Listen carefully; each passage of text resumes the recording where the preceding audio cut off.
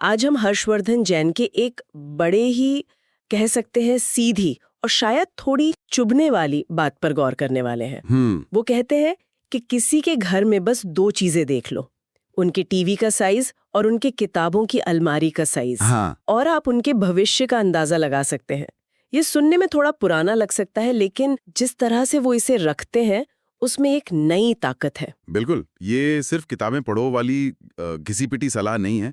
जैन इसे एक बुनियादी जरूरत की तरह देखते हैं। हाँ। उनकी एक उपमा है जो मुझे लगता है इस पूरी बहस को एक नए लेवल पे ले जाती है। कौन सी? वो कहते हैं कि एक कामयाब इंसान के लिए लाइब्रेरी उतनी ही जरूरी है जितना एक दुकानदार के लिए उसकी तराजू। वाह, तराजू! हाँ, बिना तराजू की दुकान चल ही नहीं सकती। और उनके हिसाब से बिना लाइब्रेरी के सफलता की गाड़ी आगे नहीं बढ़ सकती। और यहाँ तराजू का मतलब सिर्फ ज्ञान इकट्ठा करना नहीं है ना? नहीं, बिल्कुल नहीं। इसका मतलब कहीं ज्यादा गहरा है।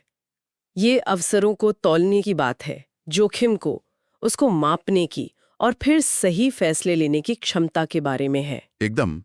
आपकी लाइब्रेरी मतलब आपके फैसले लेने का एक औजार है, एक टूल है। और ये औजार इसलिए काम करता है क्योंकि सारा ज्ञान पहले से मौजूद है। सही, जैसा कि नेपोलियन हिल ने कहा था और जिसे जैन अक्सर दोहराते हैं, इस धरती पर इंसान को जो कुछ भी चाहिए उसे पाने का तरीका किताबों में पहले ही लिख दिया गया है। मतलब हमें पहिया दोबारा बनाने की जरूरत ही नहीं है। बिल्कुल। हर समस्या का समाधान, हर लक्ष्य तक पहुंचने का ब्लूप्रिंट वो कहीं ना कहीं किसी ना किसी किताब में मौजूद है। बिल्कुल। हमें बस उसे खोजना है। लेकिन यहाँ एक सवाल उठता है।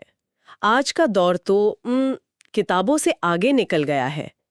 पॉडकास्ट हैं, इतने ज्ञानवर्धक यूट्यूब चैनल हैं, ऑडियो बुक्स हैं, तो क्या आज भी एक फिजिकल लाइब्रेरी उतनी ही मायने रखती है? बहुत अच्छा सवाल है। देखिए, मेरे ख्याल में जैन का इशारा माध्यम से ज्यादा मानसिकता की तरफ है। अच्छा। मुद्दा कागज की किताबों का नहीं बल्कि सक्रिय रूप से ज्ञान हासिल करने का है।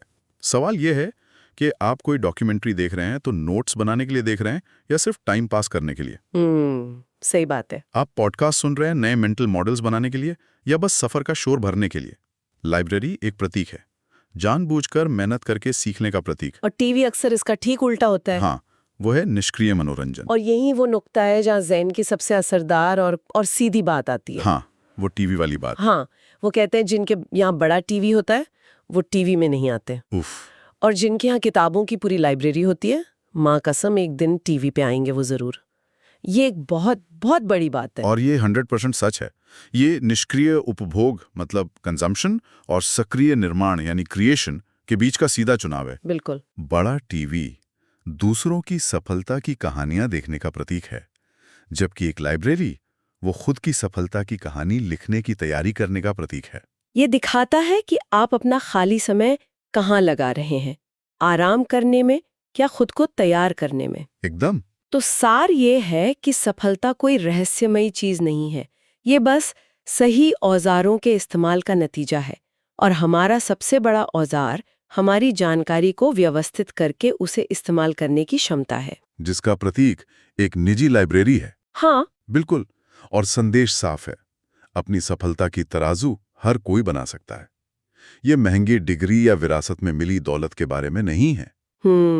ये इस बारे में है कि आप अपना समय और ध्यान किस चीज में लगा रहे हैं, दूसरों की बनाई दुनिया को देखने में या अपनी दुनिया बनाने के लिए ज्ञान हासिल करने में। तो जाते जाते एक सवाल मेरे दिमाग में आ रहा है। पूछिए। अगर सफलता पाने का हर नुस्खा पहले से ही किताबों और इंटरनेट पर मौजूद है, जहां हर जानकारी बस एक क्लिक दूर है, तो आज भी इतने सारे लोग अपने लक्ष्य तक पहुंचने में नाकाम क्यों हो जाते हैं?